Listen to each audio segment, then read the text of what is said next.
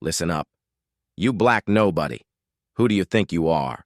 Leaving that raggedy boat on our pristine lake, Karen Mitchell, president of the Maple Grove Estates Homeowners Association, stood at the edge of Marcus Hayes's small dock, hands on hips, her blonde hair glinting under the early morning sun, her eyes sharp with contempt. Marcus froze, his hand tightening on the rope securing his boat, his gaze burning as if it could sear right through her. Karen's words sliced into him like a blade, not just attacking his grandfather's old fishing boat, but targeting his very skin color. Yet Marcus was no pushover. Beneath his calm, steely stare lay a secret Karen couldn't even begin to fathom, a secret that could unravel her entire world. Would Marcus swallow this humiliation, or was he holding an ace that would make Karen regret ever opening her mouth? What do you think Marcus will do to face this insult? Drop your thoughts in the comments after reading the full story, because what's coming next will keep you glued to every word. Maple Grove Estates, an upscale neighborhood on the outskirts of Atlanta, was a showcase of million-dollar mansions, perfectly manicured lawns, and an HOA notorious for its iron grip. Leading the charge was Karen Mitchell, a white, blonde woman in her early 50s, always sporting a fake smile and a predatory gaze, as if she ruled the entire county. Karen called herself the guardian of community standards, but whispers among residents painted a darker picture: arbitrary rules, shady dealings, and blatant racial bias. Marcus Hayes, a 42-year-old black man, had just moved into the weathered wooden cabin by Lake Hayes, a property left to him by his grandfather, Jeremiah Hayes. He wasn't your typical Maple Grove resident. No flashy cars, no attendance at lavish cocktail parties, and his beat-up fishing boat was clearly an eyesore to Karen. But Marcus didn't care. He came here for peace, to reconnect with childhood memories of fishing with his grandfather, who taught him to stand firm against injustice. Lake Hayes, spanning 50 acres, wasn't just a tranquil body of water, it was a family legacy, steeped in memories of summer afternoons with Jeremiah, a man who once fought off logging companies to protect this land. Water is life. Marcus, he'd say, his voice deep and resolute. Don't let anyone take what's ours. Those words were etched into Marcus's soul. And now, facing Karen Mitchell, he felt the fire of his grandfather's resolve ignite within him. That morning had started like any other. Marcus woke at dawn, brewed a pot of strong coffee, and carried his mug to the dock where his grandfather's 16-foot aluminum fishing boat was tied. The boat was nothing fancy, just a weathered vessel. But to Marcus, it was priceless, a relic of those quiet summer days with Jeremiah. He was gazing at the shimmering lake when he heard the sharp click of high heels on the wooden path. Karen Mitchell appeared, dressed in an expensive business suit, her blonde hair meticulously styled. Without a greeting or a hint of courtesy, she pointed at the boat and unleashed her venom, her voice dripping with disdain. "This lake belongs to our community," she said, emphasizing our with a sneer. "And we don't tolerate eyesores like your boat." Marcus stayed calm, his eyes locked on Karen's. "What do you mean?" "Your community's lake," he asked, his voice steady but sharp, like a blade poised to strike. Karen smirked, replying, "Maple Grove Estates runs everything here, including this lake. You'd better know your place and follow our rules, or you'll regret it." Her words weren't just a threat, they were a public slap, implying Marcus didn't belong here because of his race. Marcus didn't respond immediately. He just stared into Karen's eyes, the look of a man who'd faced battles before. After she stormed off, he called Ray Carter, an older neighbor living half a mile away. Ray, a retired white carpenter in his 70s, was a close friend of Jeremiah's and one of the few locals unafraid of the HOA. "Morning, Marcus," Ray said with a dry chuckle when he picked up. Sounds like Karen's already got you in her sights. She's got a reputation for being a bigot. Marcus recounted the confrontation, his voice low with restrained anger. She called my boat trash and told me I can't keep it on the lake. She acts like she owns the place. Ray sighed. The HOA's been getting bolder every year.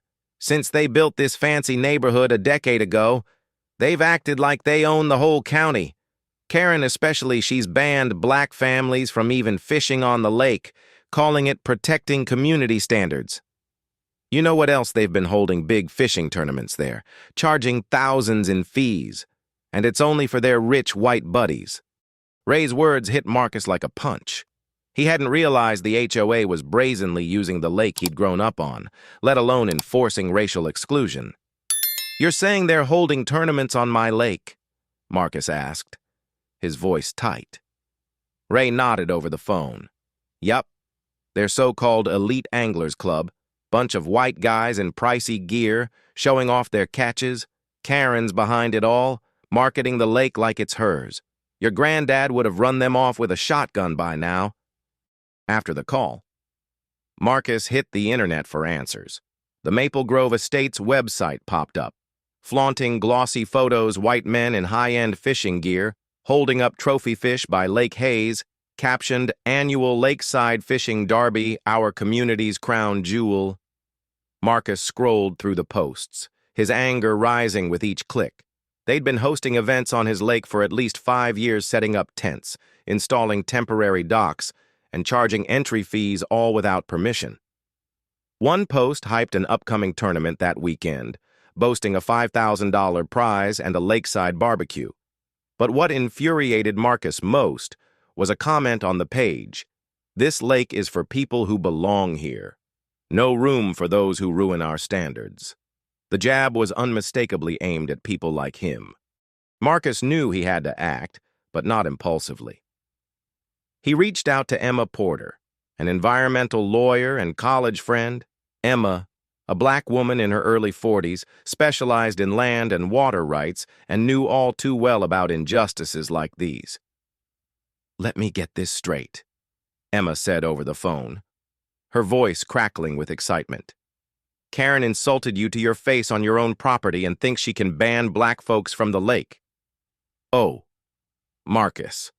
She picked the wrong guy to mess with." Emma promised to visit that weekend to review ownership documents and plan a counterstrike. While waiting for Emma, Marcus dug deeper. He installed security cameras around the lake, focusing on areas where the HOA held events. The discreet, high-resolution cameras, equipped with night vision and motion detection, would capture every move they made. He also rummaged through his grandfather's old filing cabinet, uncovering deeds and property records that confirmed what he suspected Lake Hayes belonged entirely to his family. Not a single inch under HOA control. A 2010 survey map further solidified this, marking the property boundary 15 feet beyond the high water line. The next day, Marcus received an email inviting him to an HOA meeting. It wasn't addressed to him specifically, likely a mass blast, but he decided to attend to size up his opponents. The meeting took place at the Maple Grove Community Center, a gaudy building with marble columns and a tacky fountain out front. Marcus slipped into a back row seat, watching Karen Mitchell run the meeting with the smugness of a dictator. She droned on about petty rules like grass height and fence colors. But when she mentioned lake regulations, Marcus sat up straighter. "We've had reports of an unauthorized boat on our community lake," Karen said, her voice dripping with irritation, her eyes scanning the room as if hunting for Marcus. "I want to remind everyone that all boats must be registered with the HOA and meet our aesthetic standards. This lake is our most valuable asset, and we must keep it pristine." Marcus couldn't hold back. He raised his hand. Karen paused, clearly unaccustomed to interruptions. "Yes." "The man in the back?" she asked, her eyes narrowing. Marcus stood, his voice calm but razor-sharp. "Just curious, Ms. Mitchell, when you say community lake, who exactly owns it? Does the HOA have any deeds to back that up?" A murmur rippled through the crowd. Karen's smile faltered, her eyes flashing with unease. The lake has been under HOA management since this community was established. It's a long-standing tradition. She tried to brush him off, but Marcus pressed on. So? No actual deeds. Just a tradition, he asked, his tone polite but cutting. The room fell silent, a few residents turning to look at him with interest. Karen's grip tightened on the podium, her fake smile stiffening. Those details aren't relevant to this meeting, she snapped, then quickly moved to the next topic. But Marcus caught the flicker of panic in her eyes, as if he'd just poked at a secret she didn't want exposed. After the meeting, Marcus was approached by Gerald Thompson, president of the Elite Anglers Club. Gerald, a white man in his 60s, dressed in an expensive fishing vest, shook Marcus's hand with a practiced smile. "Haven't seen you around." "New to the area?" he asked, sizing Marcus up. Marcus nodded, mentioning he'd inherited his grandfather's place. Gerald's eyebrows shot up. "The Hayes place. Thought it was abandoned. Say, you should check out our fishing club. Very exclusive, only for the right kind of folks." The way he said "right kind" made Marcus's skin crawl. "When's your next event?" Marcus asked, keeping his tone neutral. Gerald beamed. "This Saturday, our biggest tournament yet, east shore of the lake. Come by and see what we're about." Marcus smiled, but in his mind, a plan was taking shape. He'd let the tournament go ahead and use it to expose Karen Mitchell and her HOA for the frauds they were. Marcus Hayes stood in the dim light of his grandfather's cabin, the glow of his laptop screen casting shadows across the room. The Maple Grove Estates website was still open, its glossy images of white men in expensive fishing gear grinning with trophy fish on his lake burning into his mind. The audacity of Karen Mitchell and her HOA was staggering. They'd been using Lake Hayes for years, hosting lavish tournaments and pocketing thousands in fees, all while enforcing a racist exclusivity that kept people like Marcus out. But what really set his jaw tight was the comment he'd read, "This lake is for people who belong here." The words echoed Karen's insult from the dock, and Marcus knew this wasn't just about his boat. It was a power grab, laced with prejudice, and he was done playing nice. Tonight, he'd start building his case to take them down. But what he was about to uncover would make this fight bigger than he ever imagined. The next morning, Marcus woke with a fire in his chest. He poured a cup of coffee and headed to the dock, where his grandfather's old fishing boat still sat, defiant against Karen's orders. He checked the security cameras he'd installed around the lake, their feeds streaming to his phone. The footage already showed a few HOA members snooping near the east shore, likely scouting for their upcoming tournament. Marcus smirked. Every step they took on his property was another nail in their coffin. He called Emma Porter again, updating her on the HOA meeting and Gerald Thompson's invitation to the fishing tournament.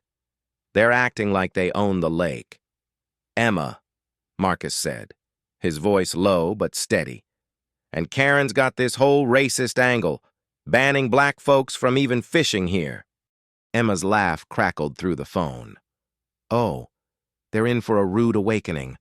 I'm bringing every document I can find on the lake's ownership when I get there tomorrow. But Marcus, you need to keep those cameras rolling. If they're trespassing, we want it on tape. And don't let them touch your boat. That's theft. Plain and simple." Marcus nodded, his mind already racing. He wasn't just going to protect his boat, he was going to expose Karen's entire operation.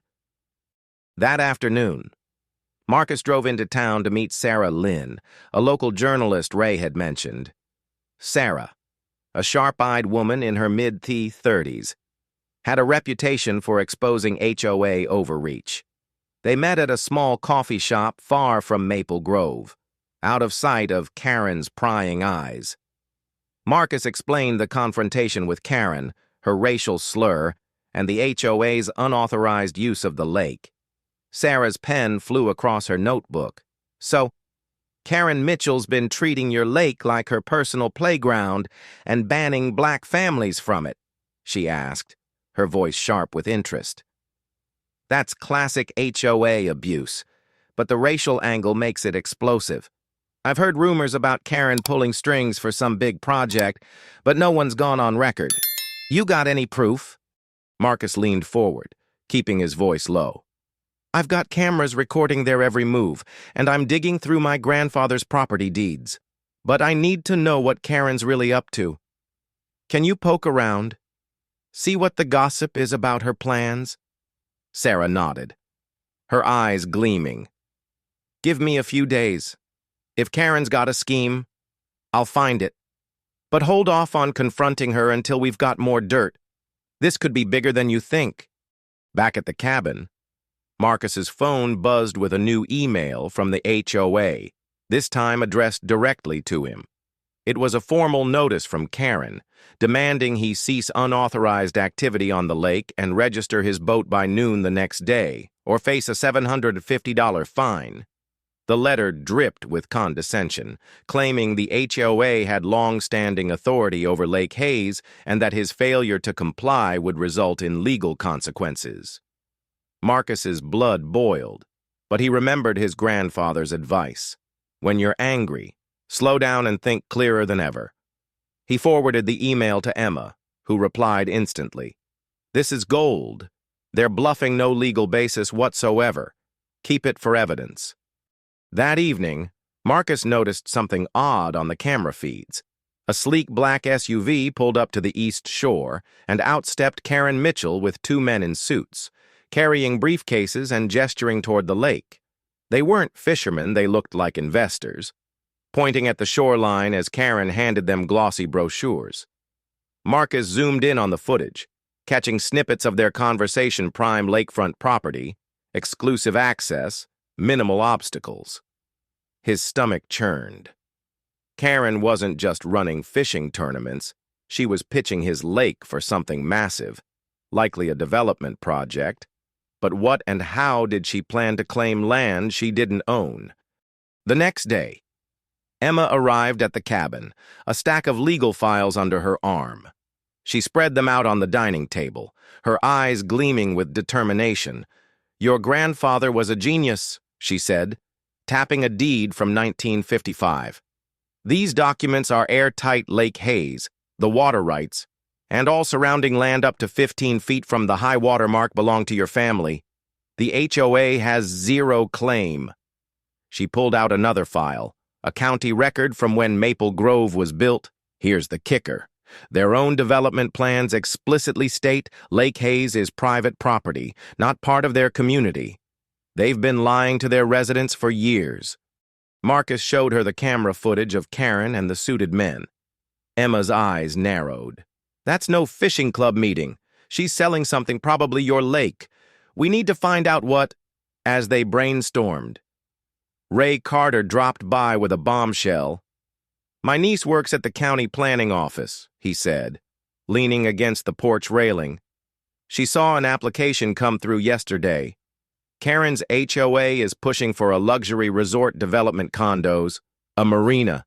The work's right on your lake. They're calling it Maple Grove Shores. Guess who they listed as the property owner? Not you. Marcus's jaw tightened. They're trying to steal my lake. Ray nodded grimly. They've been banking on the place being empty since your granddad passed. You showing up threw a wrench in their plans. Emma slammed her hand on the table. This is fraud. Marcus. They're misrepresenting ownership to investors. We've got them dead to rights, but we need more evidence before we strike. Marcus and Emma crafted a plan. They'd let the fishing tournament go ahead as scheduled, using the cameras to document every trespasser. The more proof they had of the HOA's illegal use of his land, the stronger their case. Emma also drafted a letter to the HOA, requesting clarification on their claimed authority over the lake. It was worded politely, like a curious inquiry, but designed to rattle Karen without revealing their hand. This'll make her sweat, Emma said with a grin. She'll know someone's sniffing around, but she won't know how much we've got. The day before the tournament, Marcus got another surprise. His boat was gone. In its place on the dock was a neon orange notice from the HOA, stating it had been impounded for non-compliance and could be reclaimed for a $750 fine, plus a signed agreement acknowledging HOA control over the lake. Marcus's fury surged, but he held it in check. He called the sheriff's office to report the theft, only to be told it was a civil matter.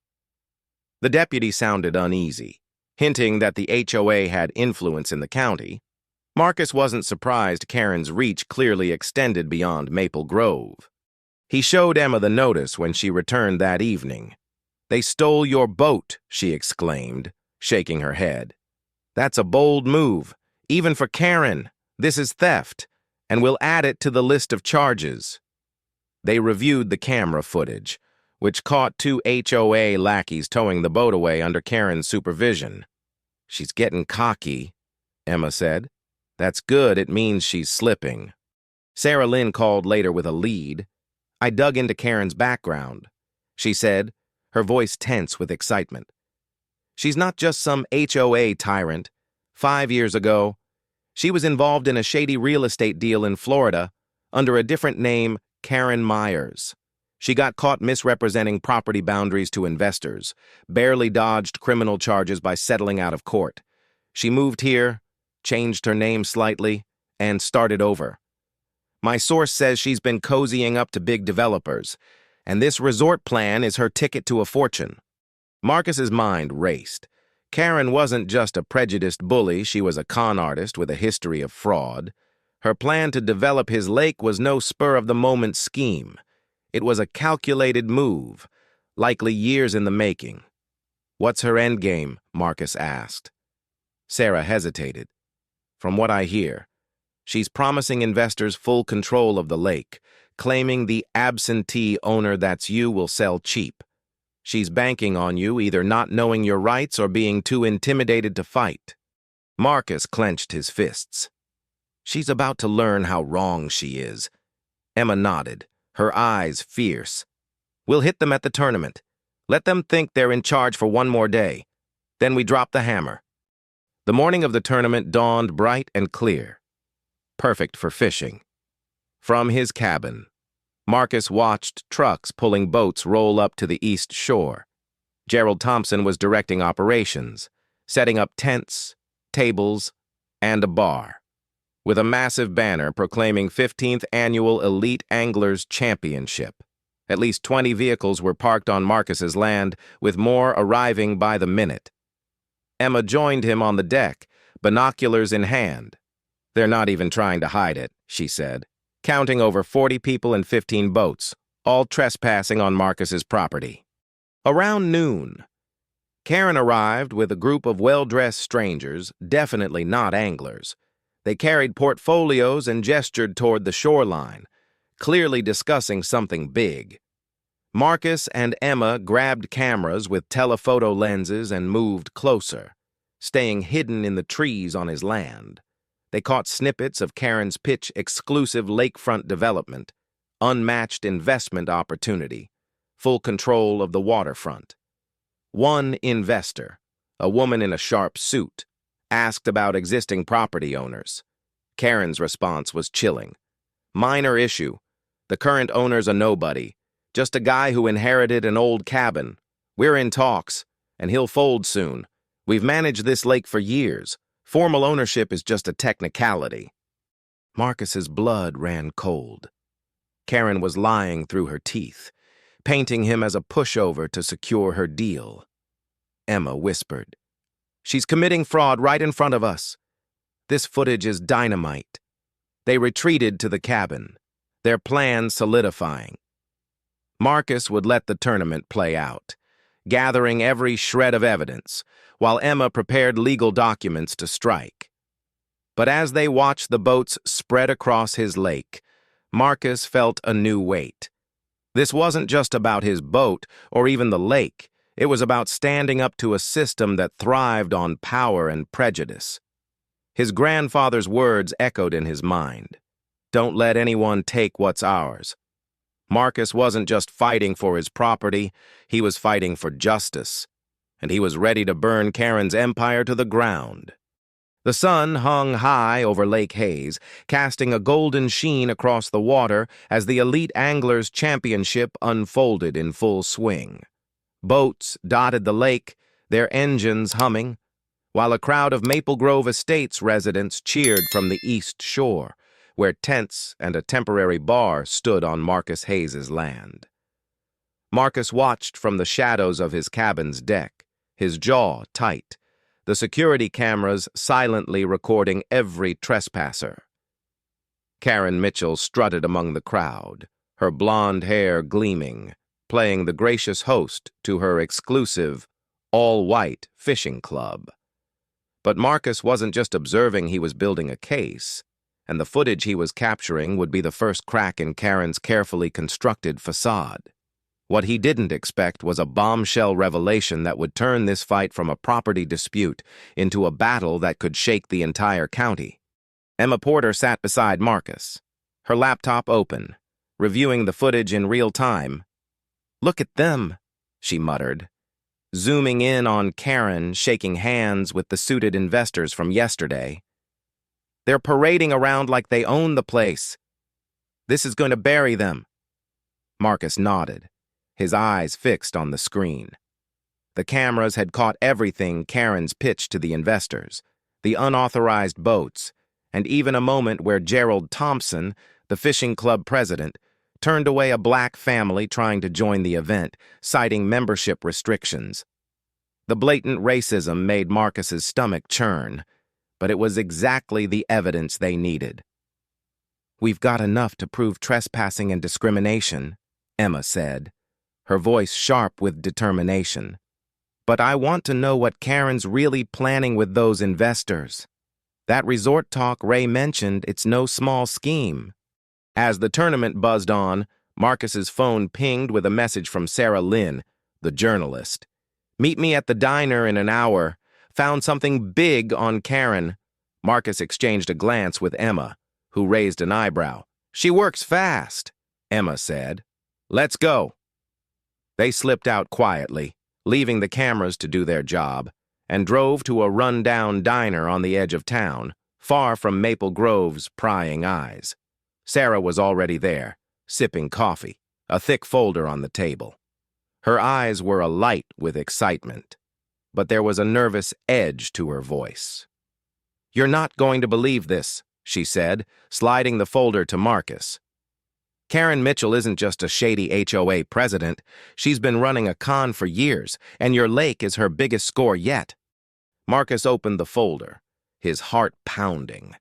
Inside were court documents, news clippings, and emails from Sarah's sources, under her old name, Karen Myers. She'd been involved in multiple real estate scams in Florida, convincing investors to fund developments on land she didn't own. One deal had collapsed when the true owners sued, costing investors millions. Karen had escaped prosecution by settling quietly and skipping town. She changed her name and moved to Atlanta. Sarah explained, started over as Karen Mitchell, HOA queen. But here's the twist, she's not just planning a resort on your lake. She's already sold shares to those investors, claiming she has a deed to Lake Hayes. She's forging documents. Marcus's blood ran cold. Forging deeds. That wasn't just fraud, it was a felony.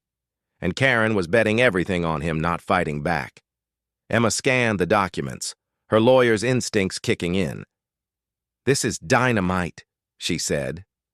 "If we can get proof of those forged deeds, we can take her down for good. Criminal charges, lawsuits, the works." Marcus nodded, but his mind was racing. Karen's racism wasn't just personal prejudice. It was a tool to keep him out of the way, to make him feel like an outsider so she could steal his family's legacy. "We need to move fast," he said.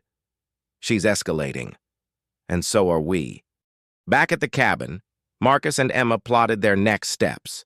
The tournament was still in full swing, and the cameras were capturing every moment of the HOA's trespassing. But Marcus wanted more than just footage. He wanted to catch Karen in the act of her fraud. Emma suggested a bold move: attend the tournament as guests, blend into the crowd, and record Karen's interactions with the investors up close. If she's pitching forged deeds, she'll slip up in front of her big shots, Emma said. We just need to be there to catch it. Marcus agreed, but a knot of unease tightened in his chest. Confronting Karen on her own turf, surrounded by her allies, was risky, especially after her racial slur on the dock. But he wasn't backing down. His grandfather had fought for this lake, and so would he. As the tournament reached its peak, Marcus and Emma arrived at the East Shore, blending in with the crowd.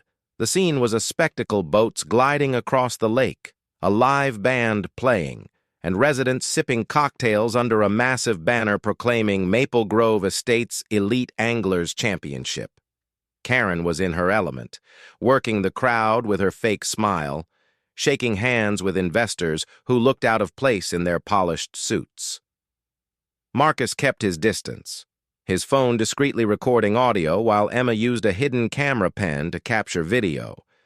They caught Karen boasting to a group of investors about securing full ownership of the lake and handling the minor issue of a non-compliant resident. Her eyes flicked toward Marcus, and for a moment, their gazes locked. She froze, her smile faltering, then quickly turned back to her guests, her voice a touch shakier. Marcus's heart raced. She knew he was watching, but she didn't know how much he'd already uncovered. Emma whispered, "She's nervous." "Keep recording." They moved closer, posing as curious onlookers, and caught a damning moment. Karen handed an investor a document labeled Lake Hayes Title Transfer Agreement. Marcus's breath caught. It was a fake deed, just as Sarah had warned. Emma's eyes gleamed. "That's our smoking gun," she whispered. "We've got her." But the day took an unexpected turn. As Marcus and Emma circled the event, a young black couple approached the registration tent, hoping to join the fishing tournament. Gerald Thompson intercepted them, his tone dripping with condescension. "Sorry, this is a private club event," he said loudly, drawing attention. "Membership's closed, and we're selective about who gets in." The couple, visibly humiliated, turned away, but not before Marcus caught the woman's eyes filled with hurt and anger. He felt a surge of rage. This wasn't just about his lake anymore. It was about a community being pushed out, dismissed, and degraded. He whispered to Emma, "We're not just taking down Karen. We're exposing this whole racist system." As the tournament wound down, Marcus noticed Karen slipping away with the investors toward a secluded corner of the shore. He and Emma followed, staying out of sight, hidden behind a cluster of trees. They overheard Karen's hushed conversation.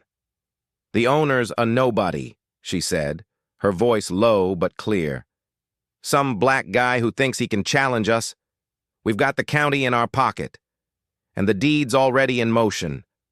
By next month, this lake will be ours, and Maple Grove Shores will break ground." One investor, a man with a skeptical frown, asked, "What if he fights back?" "You sure this is legal?" Karen laughed, a cold, sharp sound. "He's got no chance. People like him don't belong here, and we'll make sure he knows it." Marcus's hands trembled with fury, but Emma gripped his arm. "Not yet," she whispered. "We've got her on tape admitting to fraud and discrimination. This is bigger than we thought." They slipped back to the cabin, adrenaline pumping. The footage was gold. Karen's own words, confessing to forging documents and targeting Marcus because of his race. But the twist came when Sarah called again that evening, her voice urgent. "Marcus, I just got a tip from a county clerk. Karen's been bribing officials to fast-track her resort permits. She's got a deputy in the sheriff's office on her payroll, which is why they brushed off your theft report. But here's the kicker. One of those investors, he's a state senator's brother. If we play this wrong, We're not just fighting Karen, we're up against a whole network. Marcus felt the weight of the revelation settle over him. Karen wasn't just a prejudiced HOA tyrant. She was a cog in a larger machine, using her power to manipulate the system and steal his family's legacy. But the senator's brother angle was a game changer. It raised the stakes, making their fight riskier but also more explosive. "What do we do?" Marcus asked Emma, his voice steady despite the storm inside. Emma's eyes gleamed with resolve. "We go bigger. We don't just sue for trespassing. We expose the corruption, the fraud, and the racism. We'll need Sarah to break the story. But we have to time it perfectly. Let's use the footage from today and hit them at their next HOA meeting." Marcus nodded, his mind racing. He thought of his grandfather, standing on this same dock, fighting off corporate vultures to protect the lake. Jeremiah had never backed down, and neither would he. But as he looked out at the darkening water, a new thought struck him. Karen's arrogance, her willingness to forge deeds and bribe officials, suggested she'd done this before and gotten away with it. What else was she hiding, and who else was in her pocket? The answers were out there, and Marcus was determined to find them. He turned to Emma. "Let's make sure Karen's next move is her last." As night fell, Marcus sat on the dock, the stars reflecting on Lake Hayes. The tournament had ended, but the fight was just beginning. Karen thought she could bully him, belittle him, and steal his family's legacy because of his race. But Marcus was no ordinary man, and he was ready to turn her world upside down.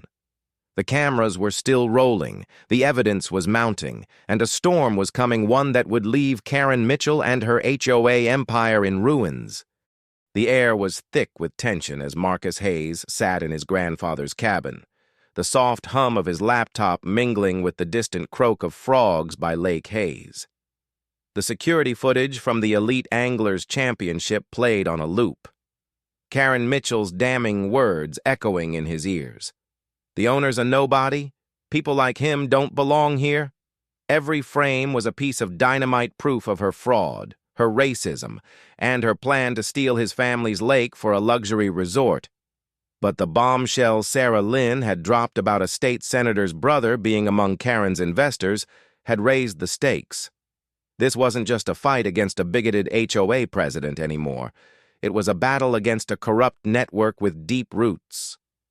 Marcus and Emma Porter were ready to strike, but a shocking betrayal from within the HOA would soon turn their plan upside down, revealing just how far Karen's claws reached. Morning broke over Lake Hayes, the water shimmering under a pale sky. Marcus checked his cameras, confirming they'd captured more footage of HOA members trespassing on his land, setting up signs for their next event. His boat was still missing, impounded by Karen's orders, but he wasn't worried about that yet. He had bigger fish to fry. Emma arrived early, her arms full of legal files and a determined glint in her eyes. "We've got enough to bury Karen for trespassing and fraud," she said, spreading documents across the table. "But this senator's brother angle, that's a game changer. We need to tread carefully, hit them hard, but at the right moment." Marcus nodded, his jaw tight. "Sarah's working on the bribery angle with the county officials. If we can tie Karen's forged deeds to those payoffs, we've got her on felony charges." Emma grinned. "Exactly. And that footage of her dismissing you as a nobody, that's going to hit like a sledgehammer when we go public." Their plan was set. They'd confront Karen at the next HOA meeting, armed with evidence of her fraud and discrimination, and coordinate with Sarah to break the story in the local paper. But first, they needed to solidify their case. Emma suggested reaching out to a disgruntled HOA member who might spill more dirt. "Karen's got enemies," she said. "Someone's bound to talk." That afternoon, Marcus met Ray Carter at his weathered lakeside home, a half-mile from the cabin. Ray, sipping a beer on his porch, had lived through decades of HOA nonsense and knew the players. "You want dirt on Karen, talk to Michael Davis," Ray said, his voice gruff. "He's a retired judge, lives on the west side, joined the HOA board a year ago but quit after Karen steamrolled his ideas. He's fed up with her racist antics and her shady deals." Marcus's eyes lit up. A retired judge could be a powerful ally. Ray leaned in, lowering his voice. "Word is, Michael's got records emails, meeting notes that could blow Karen's resort scheme wide open. But he's cautious. You'll need to convince him you're serious." Marcus and Emma drove to Michael's house, a modest but well-kept home overlooking the lake. Michael, a white man in his late 60s with a stern face and sharp eyes, greeted them warily. Marcus explained the situation: Karen's racial slur, the stolen boat, the forged deeds, and the resort plan. Michael listened quietly, his expression darkening. "I've seen Karen's type before," he said finally. "She's not just prejudiced, she's a crook.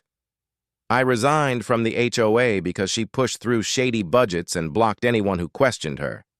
She even tried to blacklist a black family from buying a house here, claiming they wouldn't fit in." Marcus's stomach churned, but he kept his cool. "Do you have proof of her schemes?" he asked. Michael hesitated, then nodded. "I kept copies of emails where she discussed securing the lake with no mention of a true owner.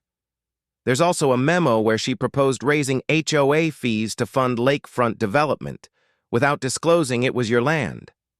He handed Marcus a flash drive. "It's all here. But be careful, Karen's got friends in high places. That senator's brother, Victor Grayson.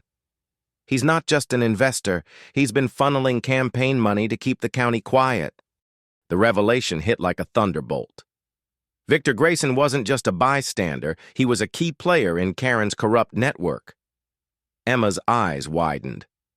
"This is bigger than we thought. If we expose Grayson's involvement, we're not just taking down Karen, we're shaking up the whole county." Marcus felt a mix of anger and determination. Karen's racism and greed were bad enough, but tying her to a state senator's brother meant they were up against a machine. Still, he wasn't backing down. "Let's use this," he said. "We hit them at the HOA meeting, show the footage, and hand Michael's evidence to Sarah. They won't see it coming." But the twist came that evening, when Marcus received an unexpected visitor. Gerald Thompson, the fishing club president, knocked on his cabin door, looking nervous. "Can we talk?" Gerald asked, glancing over his shoulder. Marcus let him in, wary but curious. Gerald paced, his usual swagger gone. "I didn't sign up for this," he blurted out. "Karen's gone too far. She told me the lake was HOA property, that you were just a squatter. But I overheard her talking to Grayson last night. She's forging deeds to sell your lake. I don't want any part of fraud." Marcus's heart raced. A defector from Karen's inner circle was a game changer. But could he trust Gerald? "Why come to me now?" Marcus asked, his voice steady. Gerald sighed. "I've got a daughter, mixed race, lives in Atlanta.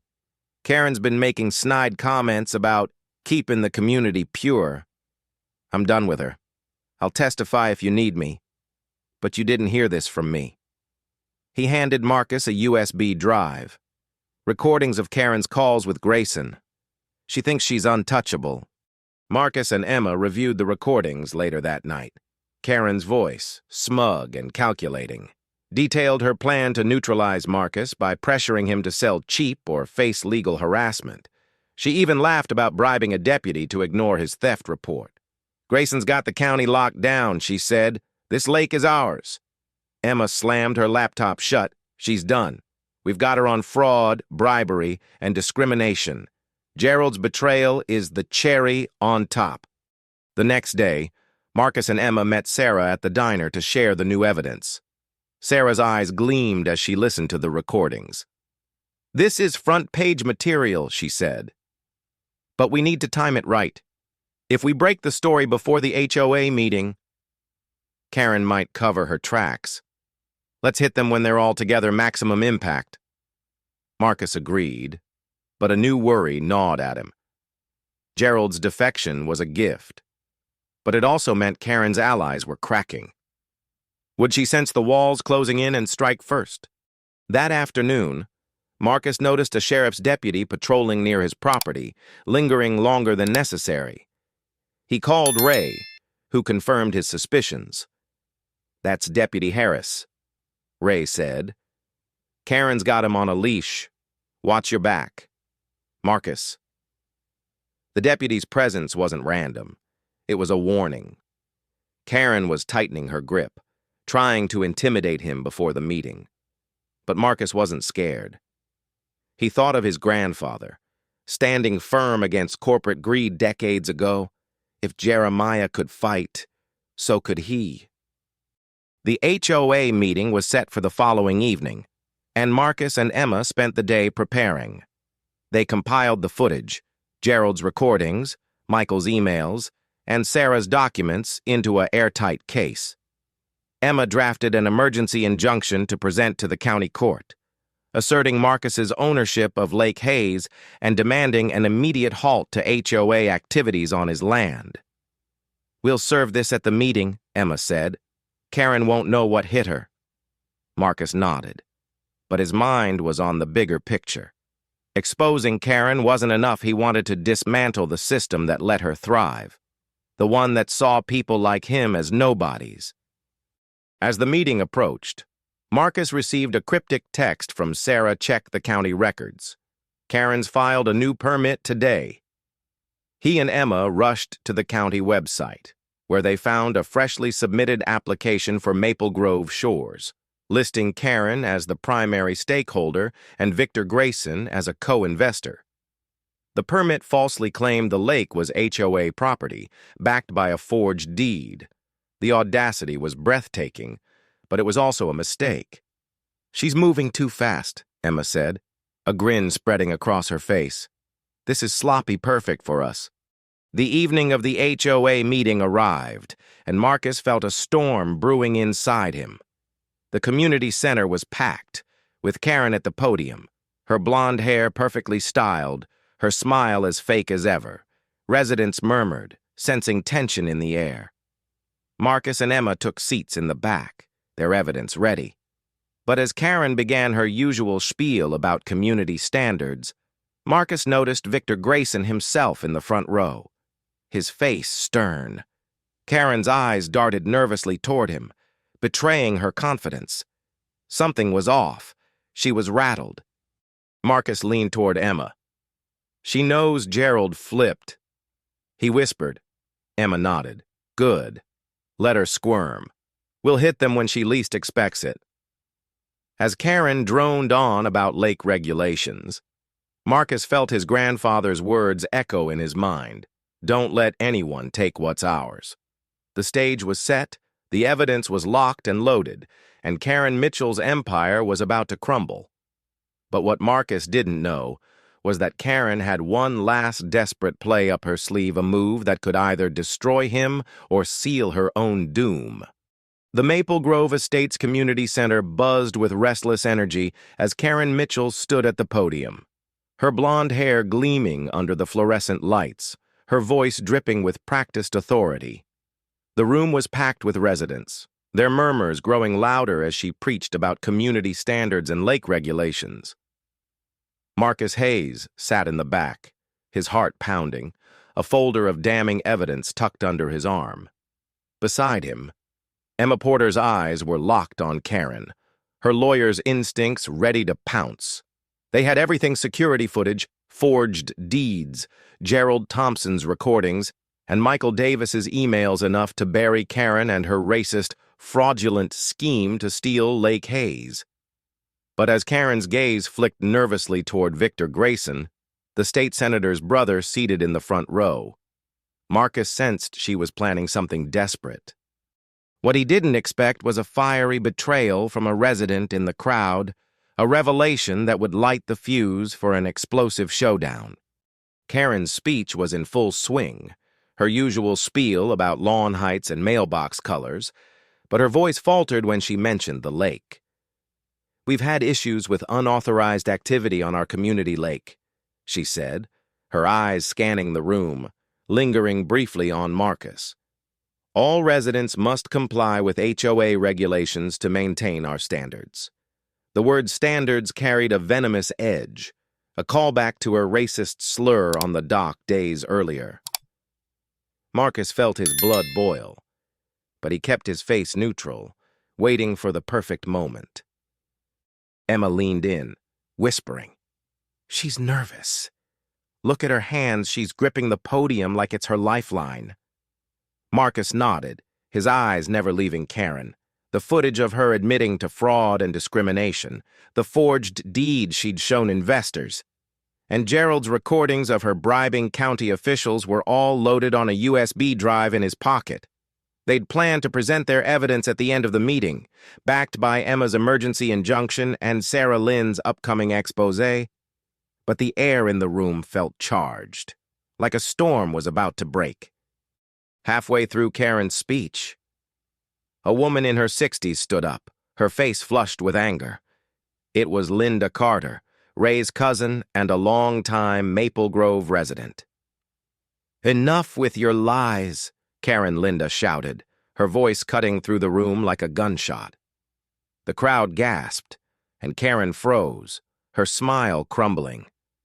"You've been fleecing us for years, claiming our HOA fees maintain that lake when you don't even own it, and don't think we haven't noticed your exclusive fishing club keeping out anyone who isn't white."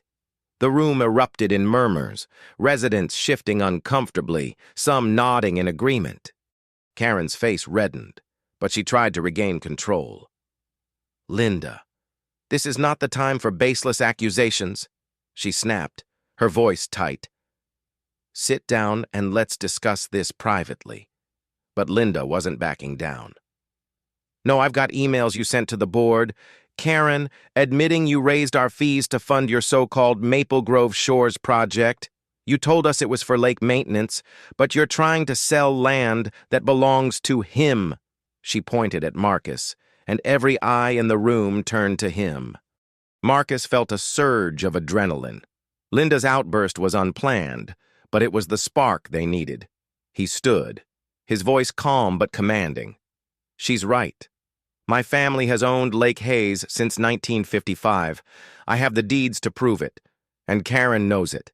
She's been using my lake for your fishing tournaments, charging fees, and banning black families from participating, all while forging documents to sell it to investors for a resort." The crowd's murmurs grew louder, a mix of shock and anger. Karen's eyes widened, her composure cracking. "That's absurd," she stammered. "This lake is under HOA management, and you have no proof." Emma stood, holding up the USB drive. "Oh, we have plenty of proof," she said, her voice cutting through the chaos. "Security footage of your members trespassing on Mr. Hayes's land, recordings of you admitting to fraud, and forged deeds you showed to investors, including Mr. Grayson here." She nodded toward Victor Grayson, whose face paled as the room's attention shifted to him. "We also have evidence of you bribing county officials to push your resort plan. Want us to play it for everyone?"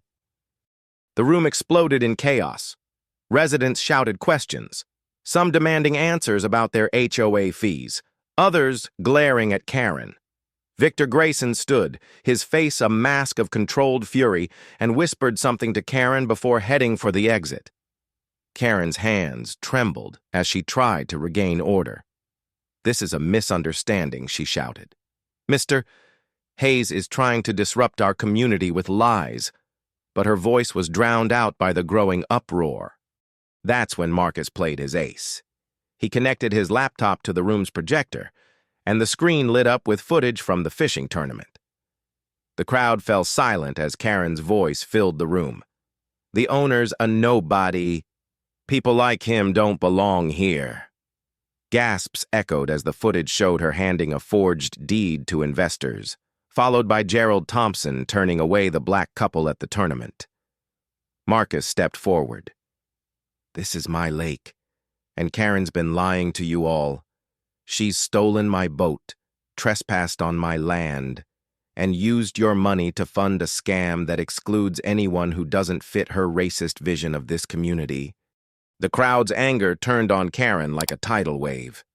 A man in the front row, a longtime resident, stood up. "We've been paying thousands in fees for that lake. Are you saying it was all a lie?" Another woman shouted. "I saw you turn away my black neighbors from the lake last summer." "Karen, you said they didn't qualify." Karen's face was ashen, her fake smile gone. She opened her mouth to respond, but no words came. Then came the twist. Linda Carter stepped forward again, holding up her phone. "I've got more," she said, her voice trembling with rage. "Karen didn't just lie about the lake. She's been skimming HOA funds for years, funneling them into her personal account. I found bank records transfers to an offshore account under her old name, Karen Myers." The room went deathly silent. Linda's revelation was a bombshell, exposing not just fraud, but outright theft. Marcus and Emma exchanged a stunned glance. They hadn't expected an ally to deliver such a devastating blow. Karen's knees buckled, and she gripped the podium for support. That's not true," she stammered. But the crowd wasn't buying it. Several residents stood, demanding an audit of the HOA's finances. Michael Davis, the retired judge, rose from his seat, his voice booming. "I warned you all about Karen when I was on the board. She silenced me. But I kept records. Linda's right, Karen's been stealing from us. And Mr.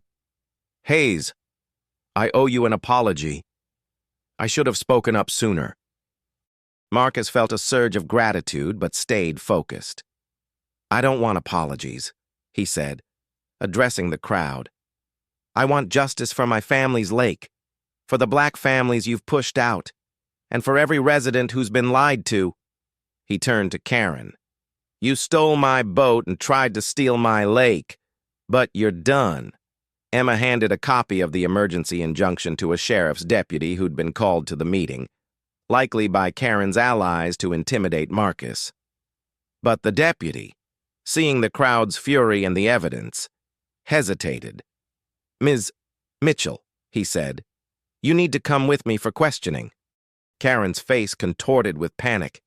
"This is outrageous!" she shrieked, pointing at Marcus. "He's lying! He's trying to ruin me!" But the crowd wasn't listening.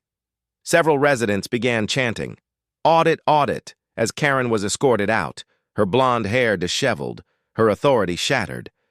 Victor Grayson had already slipped out, no doubt sensing the sinking ship.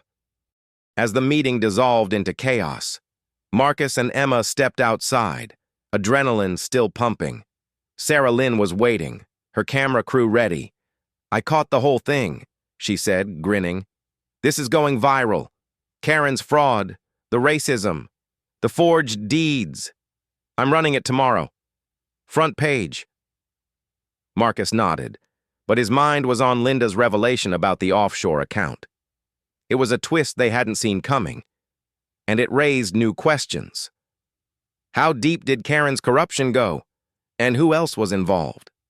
That night, Marcus sat on his dock, the lake calm under the moonlight. His boat was still gone, but he felt a weight lifting.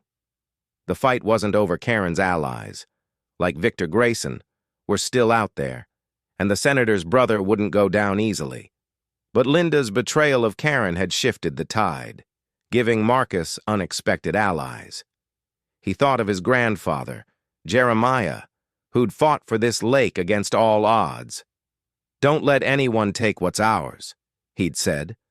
Marcus wasn't just protecting the lake now, he was dismantling a system that thrived on greed and prejudice. As he looked out at the water, he knew the next battle was coming, and he was ready to finish what Karen had started. The fallout from the HOA meeting hung over Maple Grove Estates like a storm cloud. the air crackling with outrage and whispers of betrayal. Marcus Hayes sat in his grandfather's cabin, the glow of his laptop illuminating the stack of evidence that had turned Karen Mitchell's world upside down: security footage, forged deeds, Gerald Thompson's recordings, Michael Davis's emails, and now Linda Carter's bombshell about Karen's offshore account. Sarah Lynn's article was set to hit the local paper's front page in hours, exposing Karen's fraud, racism, and theft to the world. But Marcus knew the fight was far from over. Karen Mitchell, with her blonde hair and fake smile, wasn't just a bigoted HOA president. She was a cog in a larger machine, backed by powerful players like Victor Grayson, the state senator's brother. As Marcus and Emma Porter planned their next move, a chilling new ally emerged with secrets that would make this battle far bigger than a lake and far more dangerous. Morning broke over Lake Hayes, the water still and serene, a stark contrast to the chaos brewing in Marcus's mind. His boat was still missing, impounded by Karen's orders, but the sheriff's deputy who'd escorted her out of the meeting had promised to investigate. Marcus wasn't holding his breath.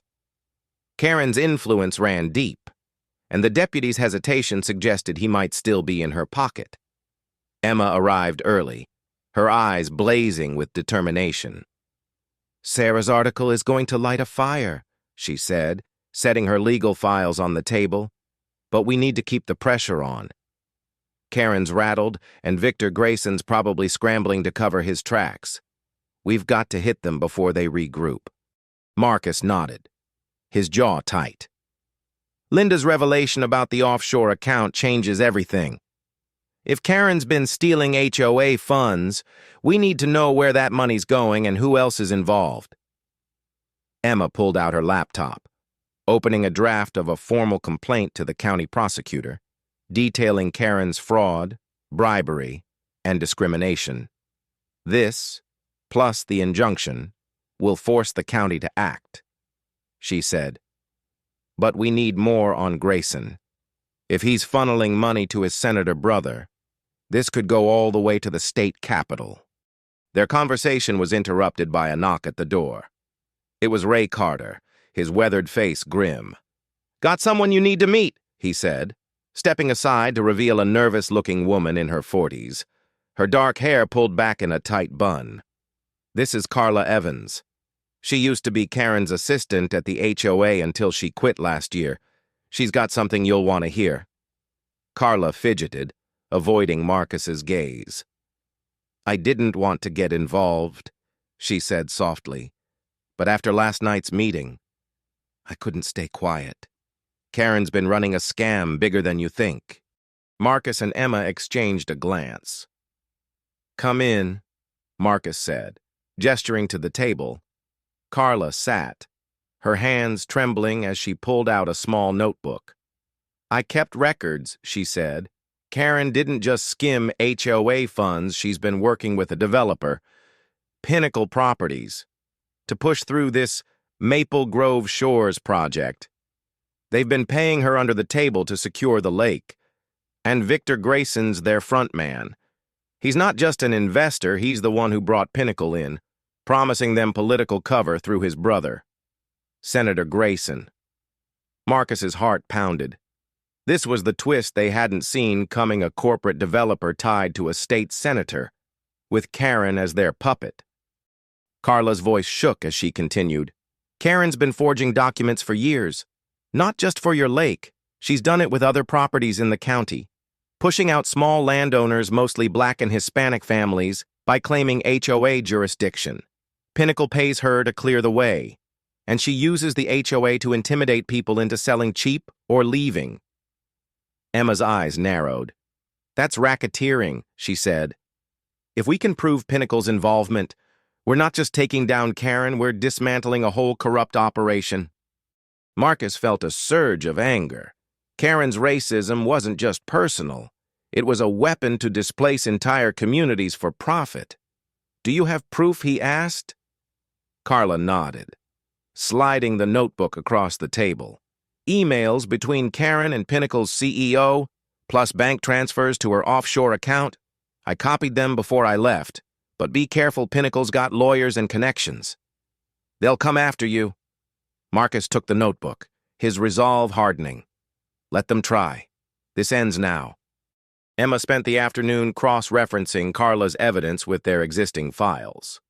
The notebook was a goldmine emails detailing Karen's deal with Pinnacle, including a promise of a $2 million payout if she secured Lake Hayes.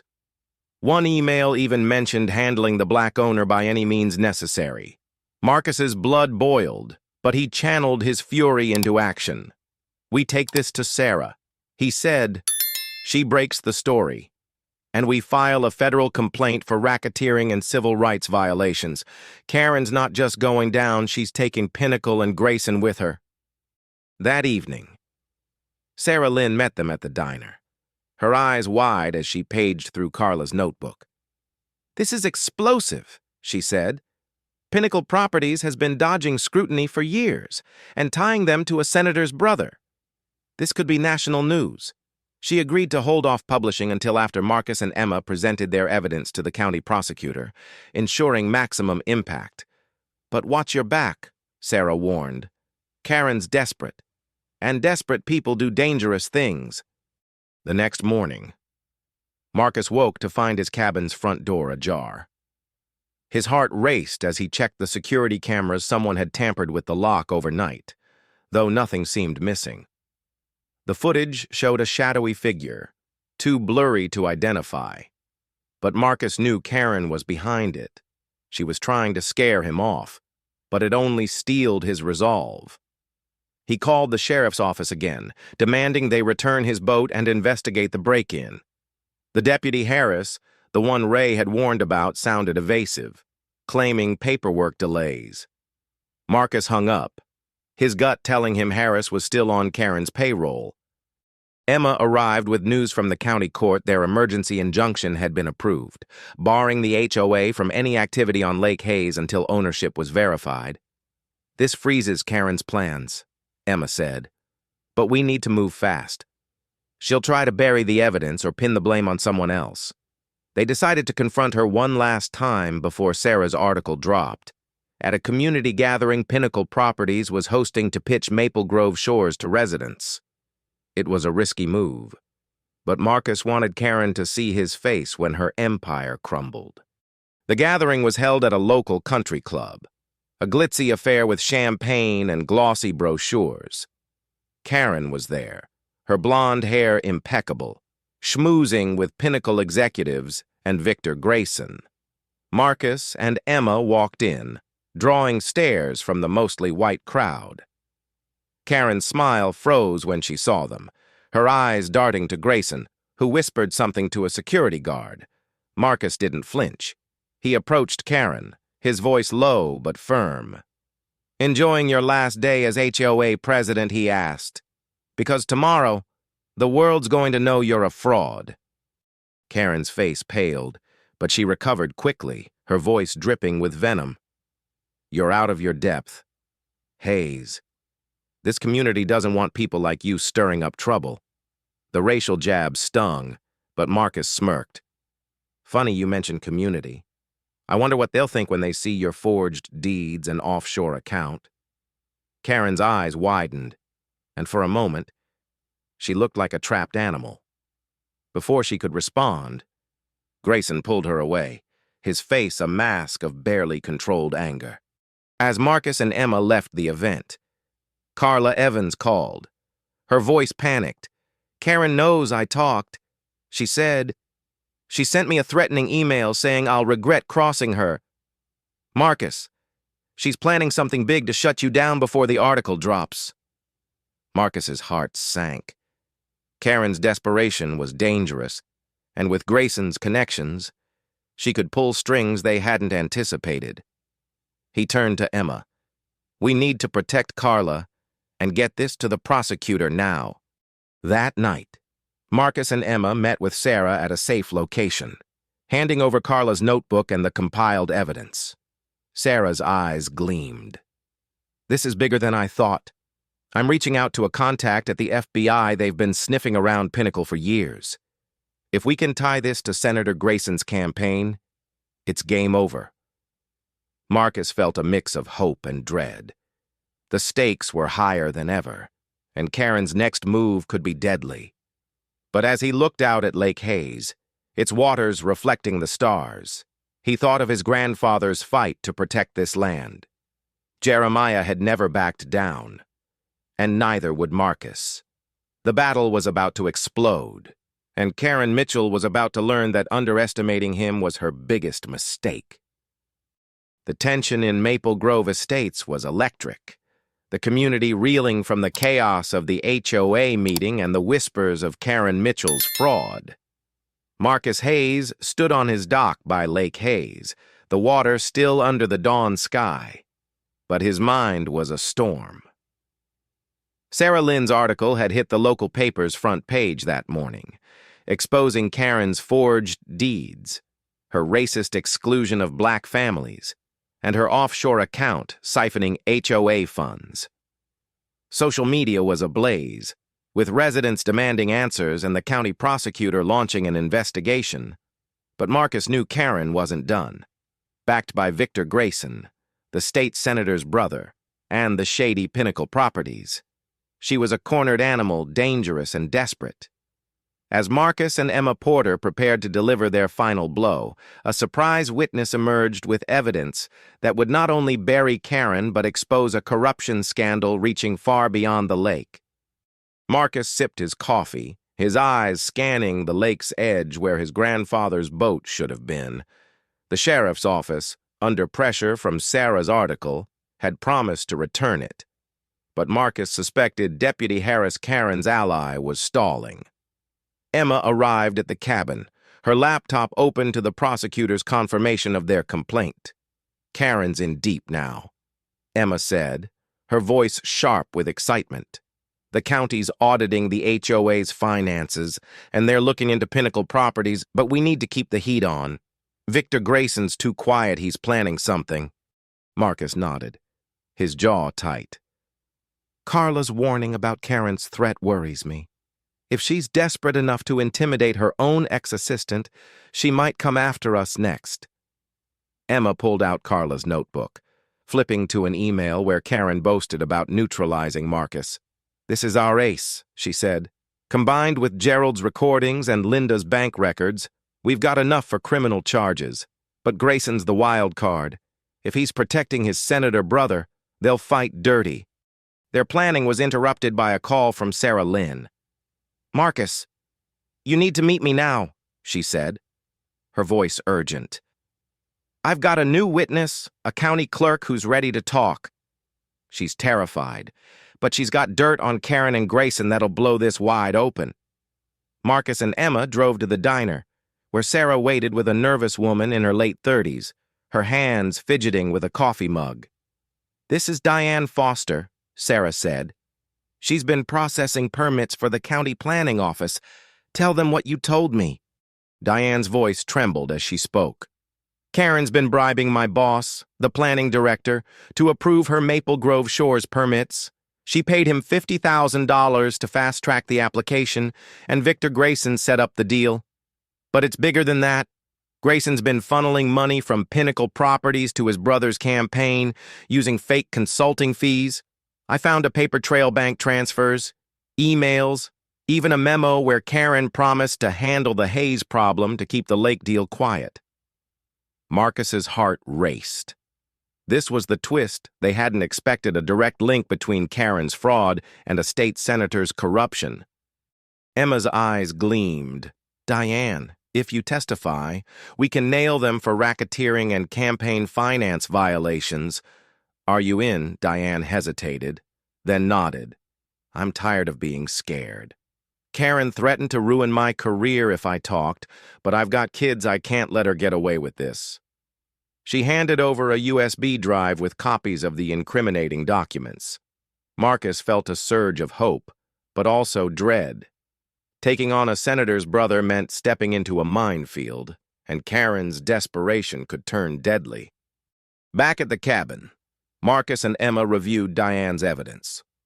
The documents were a goldmine bank transfers linking Pinnacle to Senator Grayson's campaign, emails detailing Karen's bribes, and a forged deed naming the HOA as Lake Hayes's owner. One email from Karen to the planning director was particularly chilling. The black owner's a nobody. We'll pressure him out or make him disappear. Marcus's blood boiled, but he channeled his anger into strategy. We take this to the FBI. He said, Sarah's contact can get it to the right people. Karen's not just a fraud, she's a threat. That afternoon, Marcus noticed a black SUV parked near his property, the same one he'd seen with Karen's investors. He checked his cameras, which caught Deputy Harris lingering nearby, pretending to patrol. Marcus's gut told him Karen was watching, waiting for a chance to strike. He called Ray Carter, who confirmed his suspicions. Harris is Karen's lapdog, Ray said, but word-spreading residents are furious about the offshore account. Some are talking about a class action lawsuit against the HOA. The next day, Marcus and Emma met Sarah and Diane at a secure location to hand over the evidence to Sarah's FBI contact, Agent Ramirez, a no-nonsense woman in her 40s, scanned the documents with a grim expression.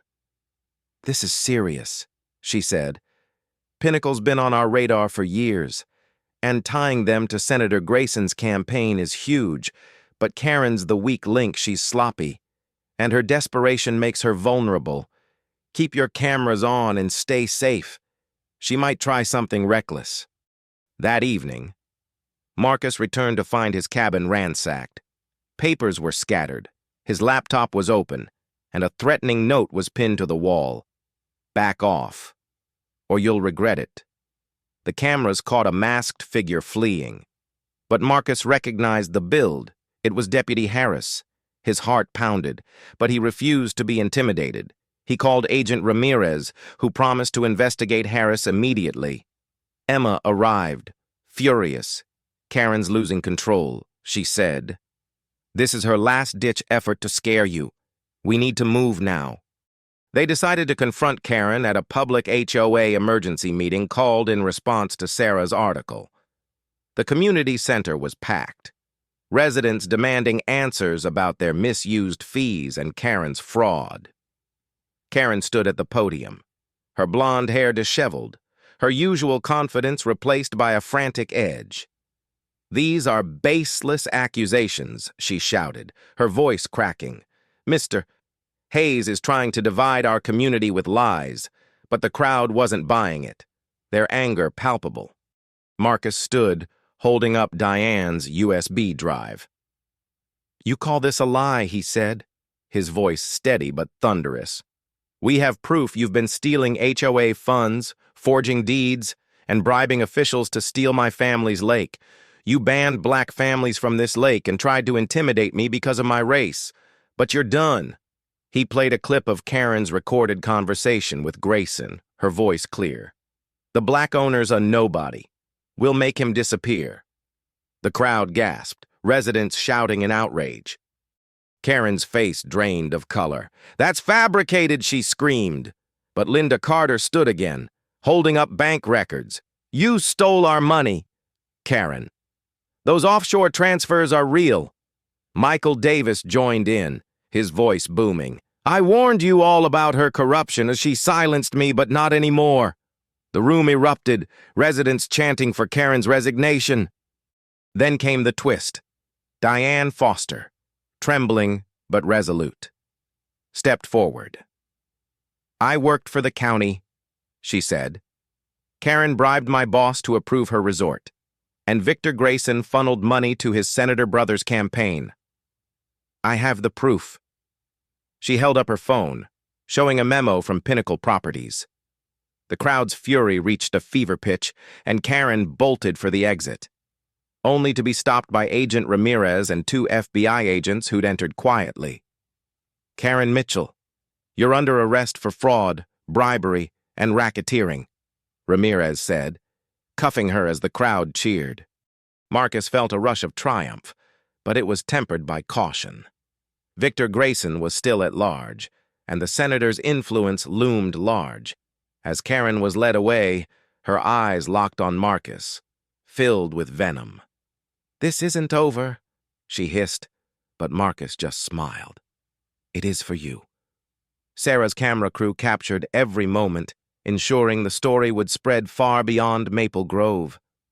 That night, Marcus sat on his dock, the lake calm under the stars. His boat was still missing, but the sheriff's office, now under scrutiny, promised its return. The fight wasn't over, Grayson, and Pinnacle were powerful enemies. And Senator Grayson's campaign could retaliate, but with Diane's evidence, Carla's notebook, and the community's support, Marcus felt unstoppable. His grandfather's words echoed, "Don't let anyone take what's ours." Marcus wasn't just protecting Lake Hayes, he was tearing down a corrupt, racist system. And he was ready for the final battle. The dust had barely settled from Karen Mitchell's arrest, but Maple Grove Estates was a powder keg ready to explode. Marcus Hayes stood on his dock by Lake Hayes, the water glinting under the midday sun, a quiet reminder of his grandfather's legacy. Sarah Lynn's article had gone viral, exposing Karen's fraud, racism, and bribery to the world, and the county prosecutor was digging into the HOA's finances. Karen was behind bars, but Marcus knew the fight was far from over. Victor Grayson, the state senator's brother, and Pinnacle Properties were still out there, their influence deep and dangerous. With the community rallying behind him and Emma Porter's legal arsenal at the ready, Marcus was prepared to take them down. But a stunning revelation from an unlikely insider would soon reveal the full scope of the corruption and push Marcus into a battle that could reshape the entire county. The morning after Karen's arrest, Marcus woke to find his grandfather's boat back on the dock, returned by a sheepish sheriff's deputy under pressure from the viral expose. The sight of the weathered vessel brought a flicker of relief, but Marcus's focus was elsewhere. His phone buzzed with a message from Sarah Lynn. "Meet me at the diner. Got a new lead. Someone close to Senator Grayson wants to talk." Marcus's heart raced. A source tied to the senator could be the key to dismantling Pinnacle's operation. He called Emma, who was already drafting a federal complaint against Pinnacle for racketeering. "This better be big," she said, her voice sharp with anticipation. Karen was just the tip of the iceberg. At the diner, Sarah introduced Marcus and Emma to a man in his 50s, his suit rumpled and his eyes darting nervously. "This is Paul Whitaker," Sarah said. "He's Senator Grayson's campaign manager, and he's ready to flip." Paul's hands shook as he sipped his coffee. "I've worked for the senator for years," he said, his voice low. "But what Victor's doing with Pinnacle and Karen Mitchell, it's too much. They're using the senator's name to launder money through fake development deals, including your lake. I've got proof bank records, emails, even a recorded call where Victor brags about buying county officials to secure Maple Grove shores." Marcus's blood ran cold. This was the twist they hadn't seen coming, a direct link to Senator Grayson himself. Emma leaned forward, her lawyer's instincts kicking in. "Why come forward now?" she asked. Paul sighed. "The senator's up for re-election, and Victor's dragging him into this mess. If it goes public, his career's over. I'm trying to save him by exposing Victor before it's too late." He handed over a flash drive. "This has everything Victor's deals with Pinnacle, Karen's payoffs, and names of county officials on their payroll, including Deputy Harris." Emma's eyes gleamed as she took the drive. "This is a gold mine," she said. "If we get this to the FBI, we're not just taking down Victor, we're exposing a whole corrupt network." Marcus nodded, but a knot of unease tightened in his chest. Going after a senator's brother was one thing. Implicating the senator himself could bring retaliation they weren't prepared for. Still, he thought of his grandfather, Jeremiah, who'd fought off corporate vultures to protect Lake Hayes. If Jeremiah could stand tall, so could he. Back at the cabin, Marcus and Emma reviewed Paul's evidence. The flash drive was explosive bank transfers showing Pinnacle funneling millions to Senator Grayson's campaign through shell companies, emails detailing Karen's bribes to county officials, and a recording of Victor boasting about owning the county to secure the lake deal. One email from Victor to Pinnacle's CEO stood out the black owner's a problem, but Karen's handling it. He'll sell or disappear. Marcus's jaw tightened. The racism and greed were intertwined, a toxic machine designed to erase people like him for profit. Emma called Agent Ramirez, their FBI contact, who agreed to meet immediately at a secure location. Ramirez scanned the flash drive, her expression grim. "This is bigger than I thought," she said. "Pinnacle's been dodging us for years, and tying them to a senator's campaign is a career ender. But Victor's connected. Expect pushback. Stay vigilant." Marcus nodded, but his mind was on the break-in at his cabin days earlier. Karen was in custody, but Victor and Pinnacle were still free, and Deputy Harris was still lurking. That afternoon, Marcus noticed an unmarked van near his property, its driver watching the cabin. He checked his cameras, which caught the van's license plate. A quick call to Ray Carter confirmed his suspicions. "That's one of Pinnacle's security guys," Ray said. "They've been sniffing around since Karen's arrest. Watch your back." Marcus. The surveillance wasn't just intimidation. It was a sign Victor was desperate to silence them before the FBI moved in. Sarah Lynn called with an update. "The story's gone national," she said, her voice buzzing with excitement. "Major outlets are picking it up, and residents are organizing a protest outside the HOA office tomorrow. But I got a tip Victor's meeting Pinnacle execs tonight at a hotel downtown. They're planning to shred documents and pin everything on Karen." Marcus's heart raced. This was their chance to catch Victor in the act. "We need to be there," he told Emma. She nodded, grabbing her hidden camera pen. "Let's get them on tape." That night, Marcus and Emma slipped into the hotel, posing as guests. The meeting was in a private conference room, but through a cracked door, they caught Victor and two Pinnacle executives in a heated discussion. Karen's taking the fall. Victor snapped, tossing papers into a shredder. "We rewrite the narrative, say she acted alone. The senator can't be touched." Marcus's phone recorded every word, while Emma's pen captured video of the shredder in action. They slipped out before being spotted, adrenaline pumping.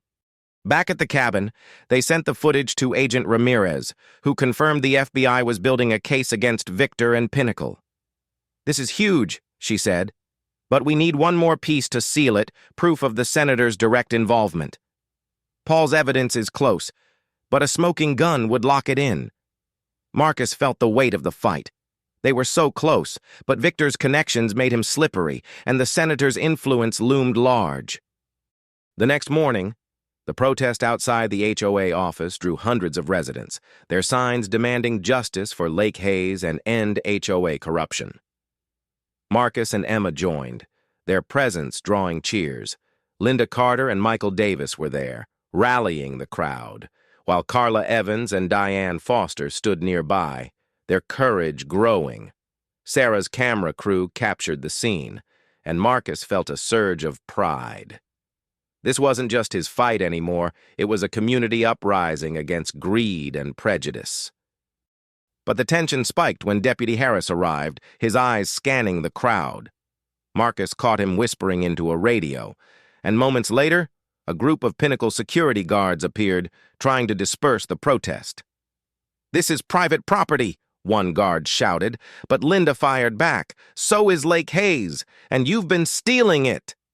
The crowd roared, pushing back, and Harris retreated, clearly outmatched. Marcus knew this was Victor's doing a last-ditch effort to intimidate them. That evening, Paul Whitaker called. His voice panicked. "Victor knows I talked," he said. "He's threatening to ruin me. But I found something else, a ledger showing Senator Grayson personally approved Pinnacle's campaign donations. It's in a safe at Victor's office. If you can get it, The FBI will have everything they need. Marcus's heart pounded. This was the smoking gun. But getting it meant breaking into Victor's office, a dangerous move with Pinnacle's security on high alert. Marcus and Emma debated the risk. "We can't go in ourselves," Emma said. "But if we tip off Ramirez, the FBI can raid the office." They sent Paul's lead to Ramirez, who promised a warrant by morning. But as they waited, Marcus's cameras caught another intruder near the cabin, a Pinnacle guard tampering with his boat. Marcus confronted him, camera in hand, and the guard fled, but not before Marcus recorded his face. "They're getting sloppy," Emma said, grinning. "That's our edge." As dawn broke, news hit that the FBI had raided Victor's office, seizing the ledger and arresting him for fraud and money laundering. The senator issued a statement denying involvement, but the ledger tied him directly to Pinnacle's illegal donations. Marcus felt a rush of triumph, but he knew the senator's legal team would fight back. Still, with Karen in jail, Victor arrested, and the community behind him, Marcus was closer than ever to victory. His grandfather's words echoed, "Don't let anyone take what's ours." Lake Hayes was his, and he was taking it back one corrupt player at a time. The sun rose over Lake Hayes, its calm waters reflecting the fiery resolve in Marcus Hayes's heart. The arrests of Karen Mitchell and Victor Grayson had sent shockwaves through Maple Grove Estates, with Sarah Lynn's viral expose fueling a community uprising against the HOA's corruption and racism. The FBI's raid on Victor's office had uncovered a ledger linking Senator Grayson to Pinnacle Properties' illegal campaign donations. But Marcus knew the senator's powerful allies would fight back. With Emma Porter by his side, armed with a mountain of evidence-forged deeds, bribery records, and damning recordings, Marcus was ready to deliver the final blow. But a chilling revelation from a disgraced Pinnacle insider would soon expose a deeper conspiracy, one that threatened to upend not just the lake, but the entire state's political machine. Marcus stood on his dock, his grandfather's fishing boat back where it belonged, its weathered hull a symbol of his defiance. The sheriff's office, now under intense scrutiny, had returned it after Karen's arrest, and Deputy Harris had been suspended pending investigation for his role in her schemes. But Marcus's focus was on the bigger fight. Senator Grayson's team was spinning the narrative, claiming Victor acted alone, and Pinnacle Properties was distancing itself, blaming Karen as a rogue operator. Marcus wasn't buying it. "They're circling the wagons," he told Emma over coffee in the cabin. "We need to hit them harder, prove the senator knew everything." Emma nodded, her laptop open to their federal complaint against Pinnacle and the Graysons. "The ledger's a start, but we need direct evidence tying Senator Grayson to the Lake deal," she said. "Paul Whitaker's testimony helps, but if we can get someone inside Pinnacle to crack, we'll have an airtight case." Their conversation was cut short by a call from Sarah Lynn, her voice urgent. "Marcus, I've got someone you need to meet now. A Pinnacle exec who's turning whistleblower. He's scared, but he's got the key to the senator's involvement. Meet me at the diner in 30 minutes. Marcus and Emma rushed to the diner, where Sarah waited with a man in his early 40s, his suit wrinkled and his eyes bloodshot. "This is Ethan Caldwell," Sarah said. "He was Pinnacle's financial officer until last month, when they fired him for asking too many questions." Ethan's hands trembled as he spoke. "I didn't want to be part of this," he said. "Pinnacle's been buying up land across the county, using Karen Mitchell to push owners out, especially Black and Hispanic families. Your lake was their crown jewel. Senator Grayson personally approved the deal, knowing it was your land. I've got emails proving he signed off on the forged deeds." Marcus's heart pounded. This was the twist they'd been waiting for, a direct link to the senator himself. Emma leaned in, her voice sharp. "Why come forward now?" Ethan sighed. "They threw me under the bus when I questioned the ethics. My name's on some of those deals, and I'm not going down for their crimes. Plus, what they did to you calling you a nobody because of your race. It's disgusting. He handed over a USB drive. These are internal Pinnacle memos and emails from Senator Grayson. He knew about the bribes, the forgeries, everything. Emma scanned the drive on her laptop, her eyes widening. The emails were damning Senator Grayson, instructing Pinnacle to secure Lake Hayes at all costs and promising political protection for their resort project. One memo even detailed a plan to pressure the black owner into compliance using legal and extra-legal means. Marcus's blood boiled. This wasn't just about his lake, it was a calculated campaign to erase minority landowners for profit, backed by the highest levels of power. "This ends now," he said, his voice low but resolute. "We're taking this to the FBI." They met Agent Ramirez at a secure location, handing over Ethan's drive. Ramirez's face hardened as she reviewed the evidence. "This is the smoking gun we needed," she said. "Senator Grayson's done. We're building a case for racketeering, fraud, and civil rights violations. Pinnacle's going down too. But they've got high-powered lawyers. Expect a fight." Marcus nodded, his mind racing. The senator's influence was vast, and his legal team would come out swinging. But with Ethan's testimony, Paul's ledger, and the community's support, Marcus felt unstoppable.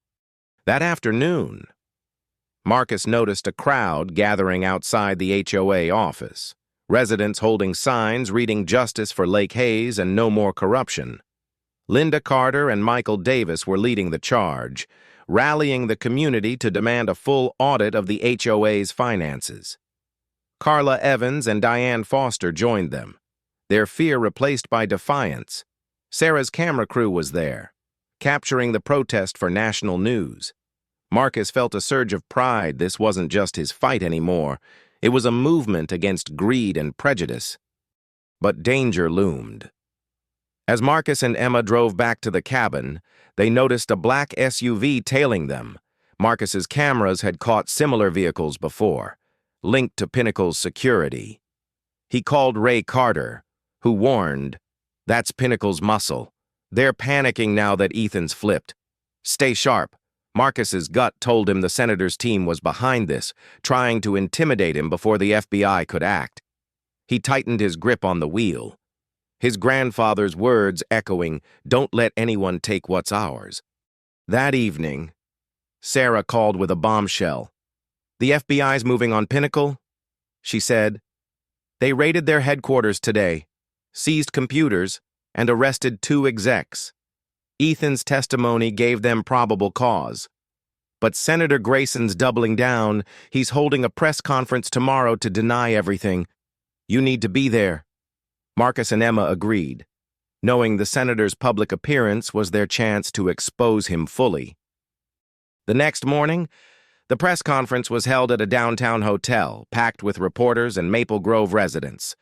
Senator Grayson stood at the podium, his silver hair and polished suit masking his panic. "My brother acted without my knowledge," he said, his voice smooth. "I had no involvement with Pinnacle Properties or the Lake Hayes deal." Marcus and Emma stood at the back, their evidence ready. Sarah signaled to them, her camera crew poised to record. Marcus stepped forward, his voice cutting through the room. "That's a lie, Senator. We have emails proving you approved the forged deeds for Lake Hayes, knowing it was my family's land. You backed Karen Mitchell's racist campaign to push me out." The crowd gasped, and cameras swiveled to Marcus. He held up Ethan's USB drive. "These documents show you took illegal campaign funds from Pinnacle and targeted minority landowners across the county." Emma played a clip from Ethan's evidence on a portable speaker, Senator Grayson's voice, clear and cold, instructing Pinnacle to deal with the black owner. The room erupted in chaos, reporters shouting questions as the senator's face drained of color. His aides tried to hustle him off stage, but Sarah's crew caught every moment. Agent Ramirez stepped in, flanked by FBI agents. "Senator Grayson, we need you for questioning," she said, her voice firm. The crowd cheered as Grayson was escorted out, his political career in tatters. Back at the cabin, Marcus and Emma celebrated with Ray, Linda, Michael, Carla, and Diane over coffee. The community had rallied, and Pinnacle's execs were facing charges alongside Karen and Victor. But Marcus knew the fight wasn't over. Senator Grayson's legal team would fight tooth and nail, and Pinnacle's remaining allies could retaliate. Still, the tide had turned. Sarah's story was now national, sparking investigations into other corrupt HOAs across the state. That night, Marcus sat on his dock, the lake calm under the stars. His grandfather's boat rocked gently, a symbol of his victory. But he felt a deeper purpose. This fight wasn't just about Lake Hayes, it was about justice for every family Karen and Pinnacle had targeted, every person dismissed because of their race. Jeremiah's words rang in his ears. Don't let anyone take what's ours. Marcus had protected the lake, but he'd also sparked a movement. As he looked out at the water, he knew the final battle loomed, one that would ensure Karen, Victor, and Senator Grayson faced the full weight of justice. The morning sun cast a golden glow over Lake Hayes, its waters shimmering as if celebrating the victory Marcus Hayes had fought so hard to secure.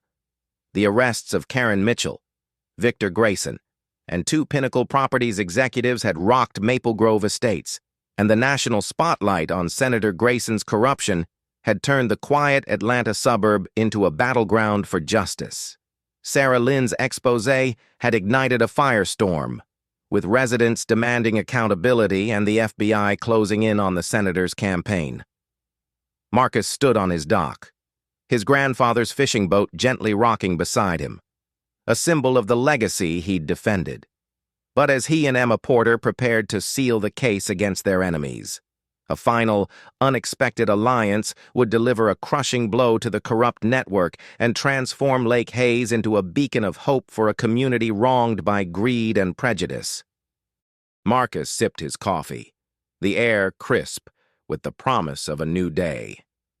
His phone buzzed with messages from residents thanking him for exposing the HOA's lies.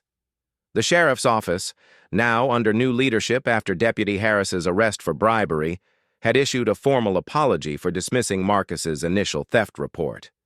But Marcus's focus was on the final piece of the puzzle, ensuring Senator Grayson faced justice alongside Karen and Victor. Emma arrived at the cabin, her laptop open to a draft of their federal lawsuit against Pinnacle and the senator, charging them with racketeering, fraud, and civil rights violations. "We've got them cornered," she said, her eyes blazing. But the senator's legal team is pushing back, claiming he was unaware of Victor's deals. "We need one last piece to nail him." Their chance came that afternoon when Sarah Lynn called, her voice electric with excitement. "Marcus, you're not going to believe this. I've got a new source, a former Pinnacle board member who's ready to testify. She's got proof Senator Grayson personally profited from the lake deal. Meet me at the diner." Now, Marcus and Emma raced to the diner, where Sarah introduced them to Rachel Nguyen, a sharp-witted woman in her late 40s who'd resigned from Pinnacle's board after uncovering their schemes. Rachel's hands were steady, but her eyes betrayed her fear. "I couldn't stay silent," she said. "Senator Grayson wasn't just aware of the Lake Hayes deal. He demanded a 10% cut of the profits. I have bank records showing payments to his personal account, disguised as consulting fees." Marcus's heart pounded. This was the final twist, a direct link to the senator's personal gain. Emma's eyes gleamed as she took Rachel's flash drive. "This is it," she said. "With Rachel's testimony, Paul Whitaker's ledger, and Ethan Caldwell's emails. We've got an airtight case. The senator's going down." Rachel nodded, her voice firm. "I'm testifying, but Pinnacle's got spies everywhere. They've been following me since I left the board. You need to move fast." Marcus felt a chill. Pinnacle's desperation was palpable, and with Senator Grayson's career on the line, they'd stop at nothing to protect their empire. He called Agent Ramirez, who was thrilled with Rachel's evidence. "This seals it," Ramirez said. "We're issuing arrest warrants for Senator Grayson and Pinnacle's CEO tomorrow. But stay sharp, Grayson's team might try to destroy evidence or intimidate witnesses." Marcus's cameras had already caught Pinnacle's security lurking near his cabin, and he wasn't taking chances. He doubled the security feeds, ensuring every inch of Lake Hayes was monitored. That evening, a community meeting was held at the Maple Grove Community Center, organized by Linda Carter and Michael Davis to address the HOA's future. The room was packed, with residents like Carla Evans and Diane Foster standing alongside Marcus, their courage bolstered by the growing movement. Linda took the stage, her voice fierce. "Karen Mitchell stole our money, lied about our lake, and divided us with her racism. But thanks to Marcus Hayes, we're taking our community back." The crowd cheered, and Marcus felt a swell of pride. This wasn't just his fight anymore, it was theirs. Michael Davis, the retired judge, announced the formation of a new HOA board, free of Karen's influence, and proposed a community trust to ensure fair access to Lake Hayes. "Mr. Hayes has agreed to work with us," Michael said, gesturing to Marcus. "He's not here to exclude anyone. He wants the lake to be a place for everyone, not just the privileged few." Marcus stood, his voice steady. "My grandfather fought for this lake because he believed water is life, not a commodity. I'm not here to shut you out. I'm here to make sure no one else is pushed out like I was." The crowd erupted in applause, and Marcus saw tears in the eyes of the black couple who'd been turned away from the fishing tournament. But the celebration was cut short by a sudden commotion outside. Pinnacle security guards, hired by Grayson's team, tried to disrupt the meeting, shouting about private property rights. The crowd pushed back, with Linda and Carla leading the charge. "You don't own us anymore," Carla yelled, her voice echoing. The guards retreated, but Marcus knew this was a warning. Grayson was fighting to his last breath. The next morning, news broke that Senator Grayson had been arrested for fraud, money laundering, and racketeering, based on Rachel's bank records and the FBI's investigation. Pinnacle's CEO followed, his empire crumbling under the weight of the evidence. Karen Mitchell, already in custody, faced additional charges for theft and civil rights violations. Her offshore account seized, leaving her bankrupt. Victor Grayson pleaded guilty to lesser charges in exchange for testifying against his brother, ensuring the senator's conviction. Deputy Harris was fired and charged with bribery, his career destroyed. Marcus's cabin was filled with allies that evening. Emma, Sarah, Ray, Linda, Michael, Carla, Diane, and Rachel. They toasted to justice over coffee and whiskey, the lake gleaming outside. Sarah's story had sparked a federal investigation into other corrupt HOAs across the state, and Maple Grove residents were filing a class-action lawsuit against Pinnacle for restitution. Marcus's boat, once a symbol of Karen's overreach, now represented their victory. The final twist came when Linda revealed a plaque she'd commissioned for the lake's east shore, where Karen had planned her resort. It read, "Jeremiah Hayes Lake. Water is life, not a commodity." Marcus's throat tightened as he read his grandfather's words, etched in bronze for all to see. The community had voted to turn the shore into a public park, open to all, with fishing permits funding conservation efforts. The elite anglers club was reformed, its discriminatory rules scrapped, welcoming anyone who respected the lake. Marcus stood on the dock at dusk, the plaque gleaming in the fading light. Karen was in prison, her wealth gone. Victor and Senator Grayson faced years behind bars, their political dynasty shattered. Pinnacle Properties was bankrupt, its assets seized. The community had rallied around Marcus, not just to save Lake Hayes, but to build something better, a place where no one was excluded because of their race or status. His grandfather's legacy was secure, and Marcus had honored it by standing firm against corruption and prejudice.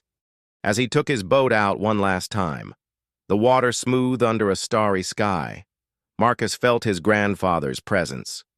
"You did good." Marcus. He imagined Jeremiah saying, "The lake was healthier now, its waters clearer, its wildlife thriving, proof that justice could heal more than just a community." Marcus smiled, knowing this wasn't just a victory, it was a new beginning. Thank you for following this story. Where are you watching from? Let us know in the comments below. If you'd like more inspiring stories about justice and resilience, don't forget to subscribe to our channel. We'll be back tomorrow with another must-see story you won't want to miss.